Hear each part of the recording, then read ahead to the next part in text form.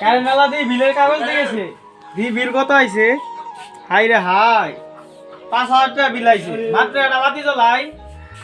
আমি আর এই কারেন্ট করে রাখবো না, আমি আজকে মিটার ভাঙ্গিয়ে এলাম না। আমি আর এই মিটারটাই রাখবো না, মিটার আজকে আমি ভাঙবো।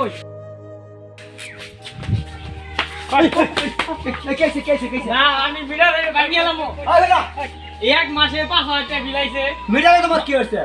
মাত্র একটা বাতি জ্বলাই ঘরের মধ্যে, হ্যাঁ, একটা বাতি করে 5,000 টাকা বিল আসে।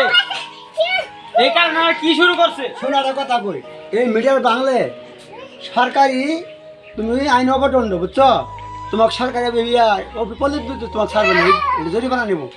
আসলে বর্তমান যুগটা কি জানো, পল্লী বিদ্যুৎ হয়েছে মানুষ মারা মেশিন, ঠিক না? আমার মিটার মাত্র 12 বাতি চলে, মাসে 3,000 টাকা বিল কে ওরও পাস হয়েছে। কারেন্ট এলে মানে সেখানে বর্তাছে, সারাদিন বিল উঠতেছে। কিন্তু অফিসের নিয়ম কি জানো, সুদের বুতেরা যদি বিল কম আহে 3-4 দিন মধ্যে বলতে দিয়ে যায় মিটার।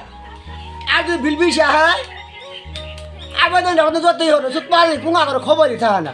ওকে বলে মিটার থাকে না, অফিসে অমুক থাকে না, তুমুক থাকে না, তারিখের পর তারিখের পর ওর বার কত দেওয়া দিই আমরা। তুমি ছাড়ো তো, আমি মিটারটা ভাঙিয়ে এলাম। তাই না? এখন আমরা আমার মিটার আবেদন করছি, খালি আইতাছে এত বিল বেশি। কালে বিদ্যুৎ অফিস মানুষ মারা মেশিন মৈত্রী পদের খাই কোনো নিজের আগ্রহ হয়ে গেলে মিটার পাড়া দেবো দিতেছে না। এটা তো একটা খারাপ লোক, ও বিল খুব খারাপ হয়েছে। বিল বেশি আইলে বদানি খবর থাকে না, কম আলে 2 দিন বাদে বলে আমরা কালে কোয়া না কেনা পুঙা করে আইলে খবর আছে কোথাও ভাইলে কমল ভেঙে নিবে হয় যাতে আবার যাবো ভেঙো না। আচ্ছা, আইলে কমু